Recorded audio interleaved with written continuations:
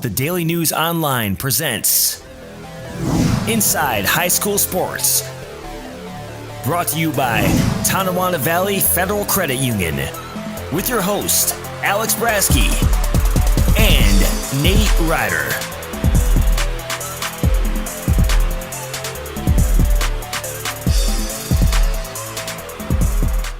Hello, everybody, and welcome to yet another episode of Inside High School Sports. My name's Alex Brasky alongside Nate Ryder, back together once again here in the Batavia Daily News studios. First and foremost, we'd like to thank Tonawanda Valley Federal Credit Union for sponsoring our weekly show here on Inside High School Sports. At TVFCU, we know members love our low loan rates and our low account fees, but our expert staff is really what everyone raves about. If you are not a member, consider joining and learn why our TVFCU members are considered friends, family, and fans. New members are always welcome. Stop in at 10 Jefferson Square. That's behind Wendy's in Batavia. All right, Nate, let's get right to it. Another fun-filled episode here on Inside High School Sports. Last week, we kind of switched roles. I took the senior profile. You took the great moment in high school sports history, and what a great moment that was, celebrating Leroy's state title team. And boy, do we have another great moment in high school sports history for you this week. A little change of gears, you might say, but a great moment nonetheless. But first and foremost, let's get to Nate's senior profile for this week. Multi-sport stud at Notre Dame High School here in Batavia, Jed Reese. Sad to see him depart the high school ranks, as he's been a mainstay for the Irish, both inside the hockey rink and on the football field. And I guess you could say the track as well. He just started track really last year, but he excelled at that. And, he was always a hockey player. He talked about, picking it up, being in first grade. And, he's played for, 12 years. And, I think his junior year of football, he was kind of overshadowed a little bit, and they had the disappointing end. But when he was given the reins this year, man, he really shined. Yeah. The kid was the Class D Offensive Player of the Year. Ran for almost 2,000 yards. Just a dynamic force, both offensively and defensively. And just this 1 year has garnered him a ton of college looks, both Division III and Division II. He's kind of considered maybe trying to do hockey as well in college, but for now that's going to be on the back burner. But just an all-around great kid. He's a nice kid. He's a senior class president over there, and like you said, what a career he had, both hockey-wise. Scored 100 points, got there this year, and football, bringing Notre Dame back that state title or sectional title. All right, so here's another great profile on one of the most athletic kids you'll see at the high school level. What for you personally? What has the last couple months been like? It's just been a lot of pretty much on my own, like not being with the teachers in the classroom, not going to track, have to go to the field by myself or with one other person to run routes. It's been just kind of lonely, I guess. Yeah. How are you doing with online learning and all that kind of stuff? I know my kids don't really they don't really care for it much, but. No, I definitely surprisingly rather be in the classroom. I definitely would rather be in the classroom learning off the smart board. It's got to be tough athletically too. What are you doing to try to maintain some sort of shape and not fall into kind of a funk here, because there's not much you can do? Yeah, I've been on the field nearly every day. Either go after work or before work. Parachute, ladder drills, just simple stuff, cones, running routes, run around the track. It's got to be tough just trying to keep. There's a lot of self-motivation. Yeah, definitely. Definitely have to self-motivate myself to get out of bed and not sleep until 1 o'clock. My mom helps me with that a lot, coming there, wake me up. But yeah, definitely have to have a lot of self-motivation to just get online and do that work when you're not having that schedule, that really schedule. You just got a lot of free time to do it when you want. Yeah. We'll get to football and hockey in a minute, and you're lucky you got 2 full seasons in and your senior year. But what's the feeling in missing out on your last high school sports season? It's awful, because I think from August, honestly, before football even started, I was getting people to come out and do track because we finished third in the sectionals last year, so we definitely had a chance to come and take that block home. We had an insane 4x1, and Mark, me, and Jamal and Alonzo. We were looking really good, and that just hurt because kind of put a lot of work into something that we'll never really know what was going to happen. Go back to the fall a little bit, and how special was that football season? Just words can't even describe it, honestly. We were just so close knit and everything, like everything to a T. We knew when to goof off, we knew when to cut it, we knew how hard we had to go in practice, where our focuses needed to be, what we needed to pick up on, what we were strong in, what we were weak in. People talk about how good you guys were supposed to be, and everybody was looking at you. Was there a lot of pressure on you guys, you think? Not really. We kind of just went out there and did it. We didn't really think about it too much, but we really didn't feel the pressure, to be honest. No. How much, Coach Zambito's, one of the top football coaches in the area. He was a long time at Elba. How much did he play into that, keeping you guys kind of level-headed? Definitely. We had Monday meetings all the time, Monday and Friday meetings. Start the week right. Start the week talking about what we need to talk about, anything you need to talk about, get off your chest. And then we ended the week right before games with a meeting and just got our mentals straight. It looked like you guys were just kind of relieved, sort of, that you got it done when it was finally all said and done. You guys just went nuts. What was that feeling like?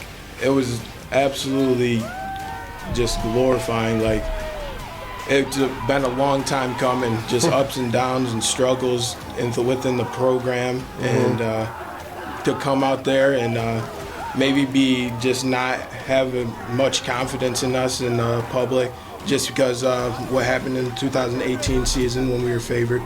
But we came out there and proved ourselves and really got it done when it mattered most in a tough game. Yeah. Now, let's get to hockey. The thing that to me tells me how determined you are, because that's a very difficult sport to pick up and just to stick with. How did you ever, get into hockey in the first place? I got into it in first grade. I don't know, I was just talking to my mom about hockey. Someone mentioned it to me, and kind of started beginners, and then it kind of just shoved you on the team, and then 10, 12 years later, and I'm still playing in high school. And what was it like playing for Notre Dame? It's a proud hockey program with Coach Staley, and you had some up and down years, but it still must have been special just being a part of that. Oh yeah, Staley is a great guy. He kept me on the team, honestly, when things got rough, just like with other programs, just racially and stuff, things like that. Because hockey's not exactly a totally diverse sport, but that just Staley just kept it going, and that's.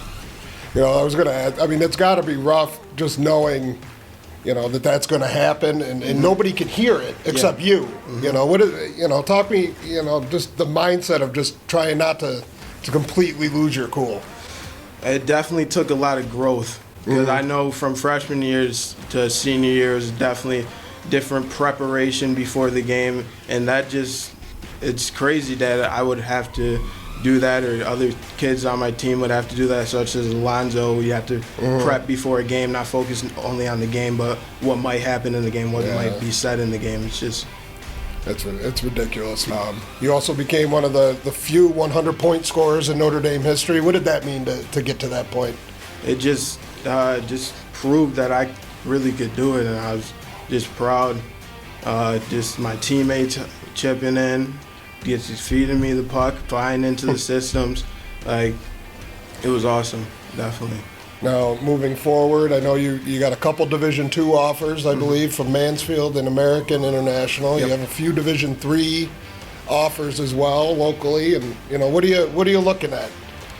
I'm really weighing all of them. I guess it comes down to financially and what's best for me academically. I like all of them.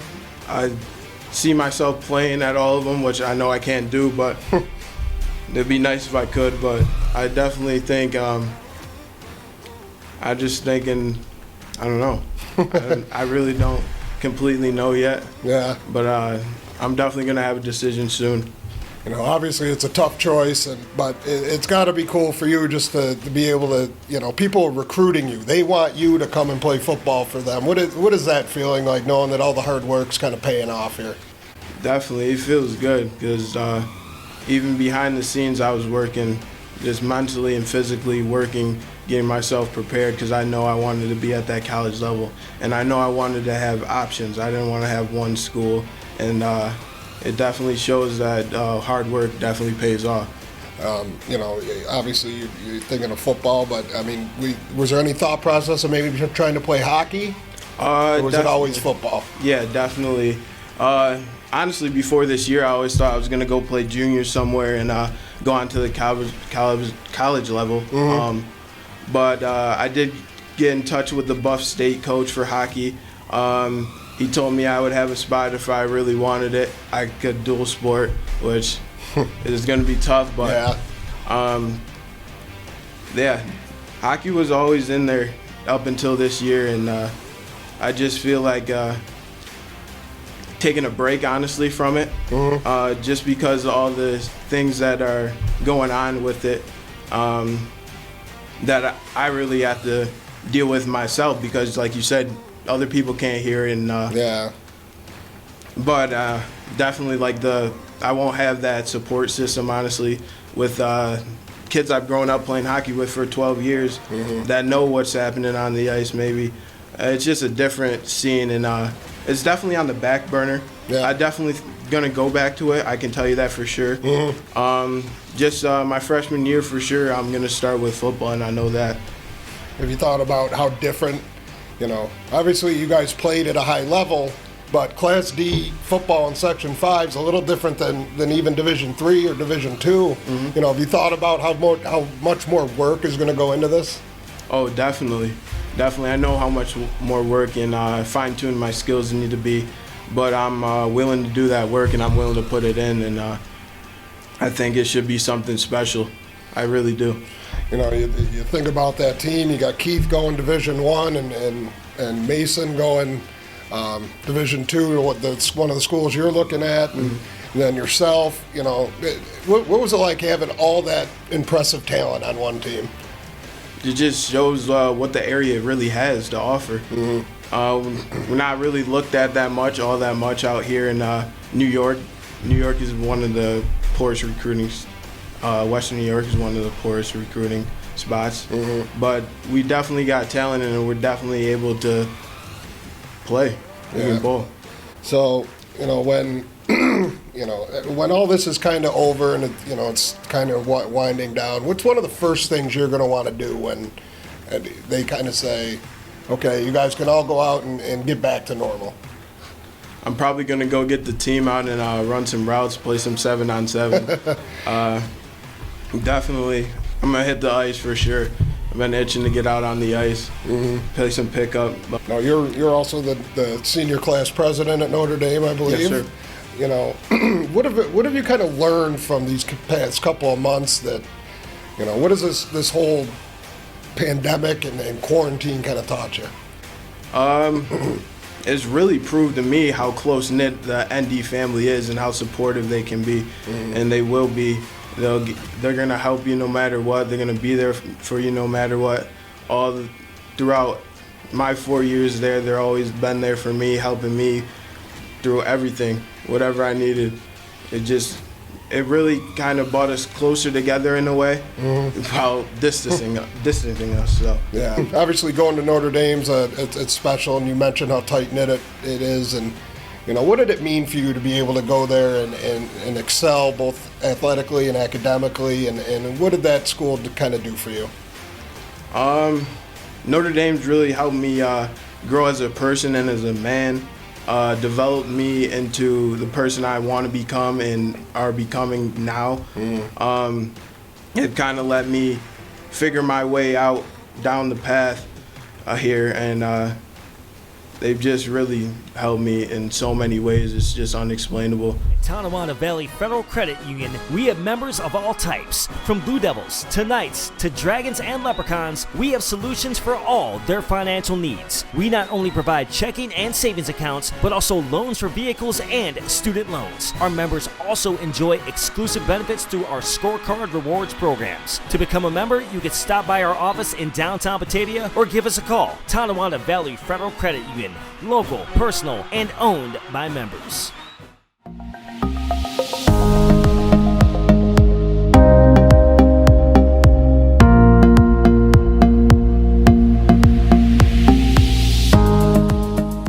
All right, Nate, yet another great moment in high school sports history. A little change of gears this week, but boy, is this a great moment to celebrate one of the greatest local fundraisers, whether it be a sporting fundraiser or just a typical charity fundraiser. The Shooting for a Cure game done by the Pembroke girls basketball team started all the way back in 2012 by Mike Wilson, I believe, was the head coach at that time. Yes. And it's just been an incredible run by these girls and that community.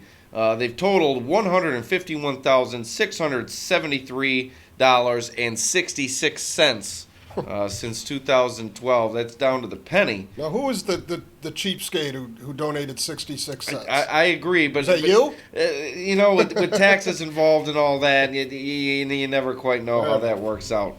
But this year alone, $32,520.20. So we'll overlook the 20 cents for now. But just an unbelievable effort from these girls. And like I said, that community, they've really come together. And it all started when longtime coach there, Ron Funky, his wife, Tony Funky, a member of the youth sports community, runs, I believe she's still running the youth bureau in Batavia. If not, she did that for quite some time. So she's been around youth athletics all her life. And she got sick with cancer, and the community kind of rallied around her. And ever since then, it's really kind of turned into a team effort for all those with cancer. They honor each individual before that game, I believe. They have all of them stand up one at a time so they can be honored, whether they're in their fight or trying to fight through. It's just a great experience for those kids. Yeah, it's grown and grown every single year, and I've been over there since I started here, and just to see what it was like this year. I mean, the halls are filled with donations and raffles, and the gym is packed, and it really is a special thing, because not only do they honor those who are fighting cancer, they honor those who beat it, they honor those who didn't beat it. And this year they raised more than any other year. And like you said, Coach Mike Wilson started this, a number of years ago when Coach Funky stepped aside when his wife got sick. And, and the other thing is the other teams that come in to play love the experience. It's one of those things. I remember talking to Coach Schlagenhoff after the game last year of Oakfield, and, they feel special to be a part of it. And, they just enjoy being able to do something to try to help. All right, another great moment in high school sports history. The first ever Shooting for a Cure game held by the Pembroke girls basketball program each year. One of the top fundraising events, certainly in the area and definitely within Section 5 athletics. Mike Wilson, you were there at the start of this all. Kind of take us through how this all started and where it's come from and what it's evolved into. So back in 2011, when Tony Funky was diagnosed with breast cancer, at the time I had a team of amazing individuals who wanted to show their support for Tony. So McKenna Johnson's oldest sister, Brianna, actually approached me with Kelly Morose at the time, and they wanted to do a game. They wanted to host a pink game where we could turn the gym pink and show our support for Tony. So what started off as a small idea with a Tim Hortons coffee can and a pink basketball evolved. A local merchant donated uniforms. We had donated pizzas, donated water, and we raised $4,100 with the first game. And Tony at the time was battling, and so These girls didn't know what else to do, so they did what they do best, and that was play basketball and show their love for her. So that's kind of where it started. And since then, Tony is cancer-free, and she is the cornerstone of this game. She's what inspired it, what started it. And I'm blessed, here we are 9 years later, to have hosted 9 games with some amazing young women who really prioritize all the right things. I mean, you don't see something like this keep going, and every year it just gets bigger and better. And, you got 2 amazing student athletes on here with us right now who totally grasp the magnitude of what they're doing by donating their time and giving back to the community. So come a long way, that's for sure. Yeah, it certainly has. It's been fun to watch it grow and very impressive to see how that community has come together each and every year to, like you said, make it bigger and better each season. Now, Tony, from your perspective, as Mike said, kind of the inspiration behind this whole game, as someone who battled cancer, and as some say you continue to battle as you go on, how much does something like this mean to you when you're in that position and when you're fighting that hard for yourself? It means so much. I was overwhelmed from the beginning, and I continue to be overwhelmed each year just to see how it has developed and grown. The girls every year, this basketball team, under Mike's direction and his wife, Jen, puts a whole lot of work into it as well. They just put their heart and soul into this event, and it has just grown into something spectacular. It's amazing that the money that has been raised by this tiny little school in Pembroke and all the community support that rallies around it and everybody that gets involved, it's very humbling. It's really a blessing for our community. Casey, from a player's perspective, having been involved with this game for several seasons, how much do you look forward to this game every year, and what's the excitement level that night on the court inside Pembroke High School?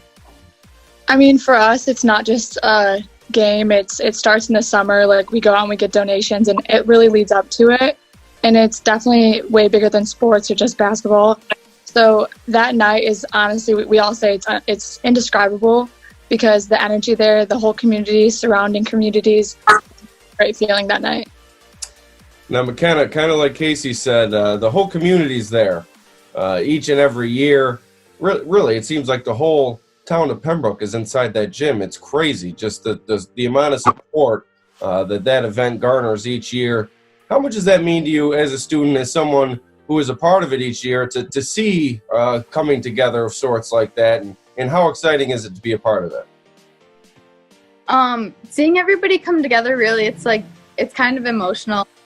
It's just like, you can really feel the love, like the night of the game and leading up to the game. Like, everybody's like texting, like, oh, like, I have this for you, and it really just like you feel so grateful and like loved. And I just feel like it's a really great feeling, especially the night of the game when everybody's there. It's just like, especially at halftime too, you can really like feel the love from everybody there, and like, it's just a great feeling.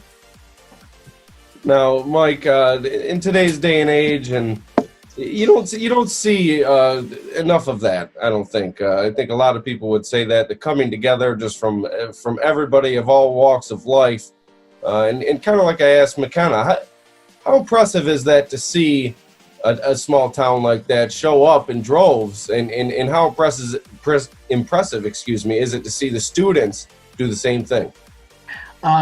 What's really impressive to me is the fact that this continues to get bigger every year, and to watch how many people show up that night in support of what these girls are doing and in support of these people who are battling cancer.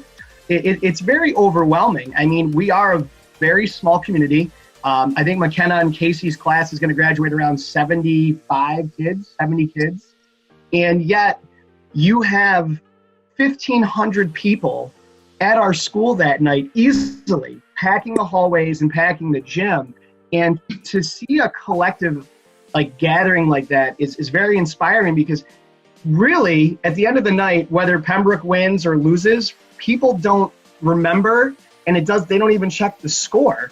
It's that moment that we're not here for a game, we're here for people, and there's a lot of power in people, and that indescribable feeling is, every year people are like, how would you describe halftime? How would you describe the game? Like, you just have to be here to feel it.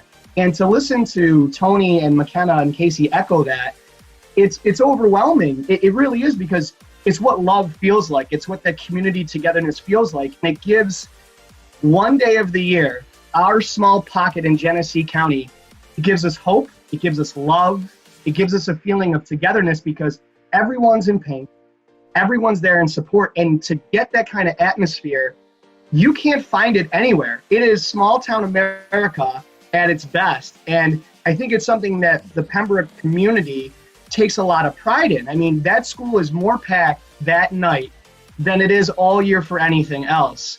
And for whether you're there to support Tony Funky as someone who's a survivor, whether you're there to support someone who's battling cancer, whether it's a loved one or a classmate, or, this year we memorialized a few of our community members who are no longer with us.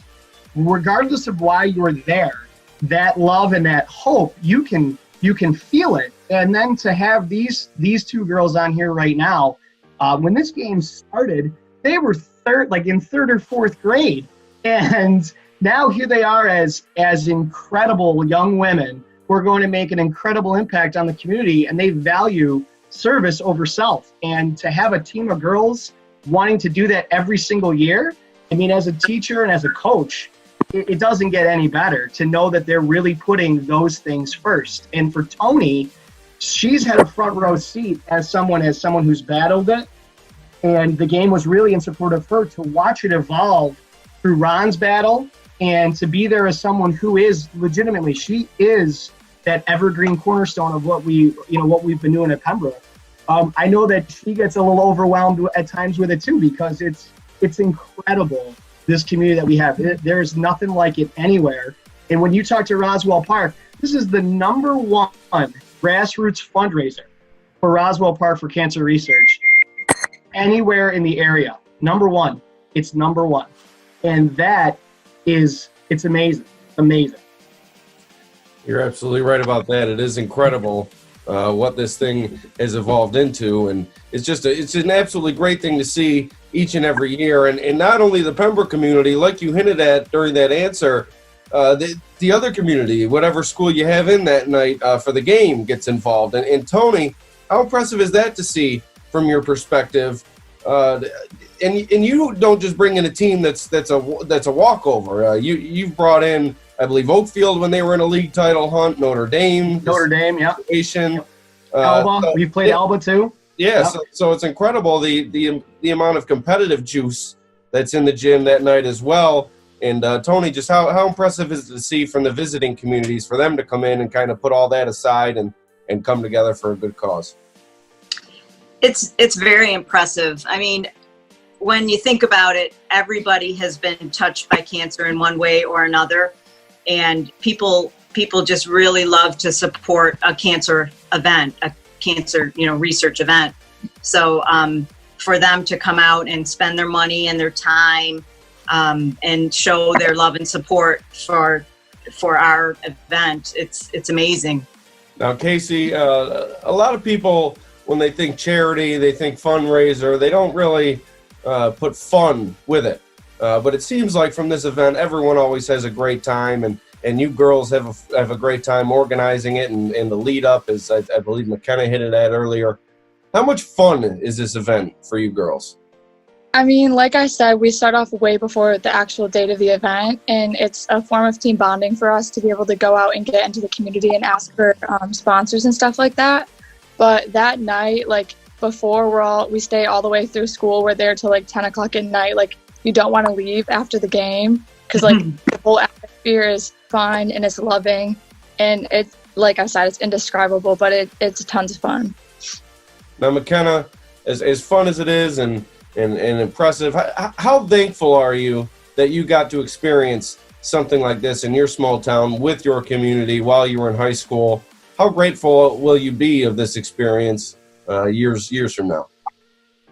I think that this experience is definitely like a life lesson. Like being involved with it since I was so little because of my sisters. Like there's so many lessons learned along the way. Like you realize like everybody around you really like has that little bit of love in them, and like it really shows, especially on the nights. I think like it was a really good experience for me just to see that there's always light in everybody, and I think that that's like it'll like help me in the future. Now, Tony, just to leave us with this, I kind of already asked you for this, but just reiterate for us, how meaningful can an event like this be? And remind the people, even though they're only one person, how big of an impact can each individual have without even knowing it, simply by either attending this event, supporting it, or doing something like it? Each individual person has a huge impact on this event. Everybody coming together. It's each individual effort that makes this what it is, the success that it is. And it starts with Mike and Jen Wilson, and it just spirals from there. It goes on to the girls' team, the teachers and the staff members at Pembroke School, the community members, the opposing team, and all of the people that they bring. It's really a community effort. It's really a wonderful thing to see. Love and support for not only people battling, people who have won their battle, people who also have lost their battle that we memorialize that night. It's just such an incredible event, and I'm just so fortunate to be a part of it each year. Another great moment in high school sports history, another great senior profile from Nate. And Nate, we're at the point of the season where the point of the season where we would be approaching the sectionals, or maybe even in the sectionals for some of the sports. And it's just sad with all these kids that we're talking to on a weekly basis to hear them talk about how they're missing their senior season and what they expected out of it and how they're not getting that experience. And it's just a tough thing to deal with, and we really don't want to forget to acknowledge them as much as we can. Yeah, that's one of the things Jed and I, talked about. And, he was lucky. He had 2 full senior seasons in football and hockey. But he said he was devastated because they were really looking forward to something big over there for the boys track team at Notre Dame. And, it just echoes what everybody else kind of feels. It just having it taken away like that, and there's nothing you can do. But, all these kids are missing out on what was going to be their final season, and even some of the other ones are missing out on sophomore seasons, junior seasons, and you just never know what could have been. That's probably the hardest part. Yeah, there's no doubt. As difficult as it is, we press on, and I hope you enjoyed another episode of Inside High School Sports, and we'll bring another to you next week as well. Once again, thank you for joining us on Inside High School Sports, brought to you by Tonawanda Valley Federal Credit Union. We'll see you next week.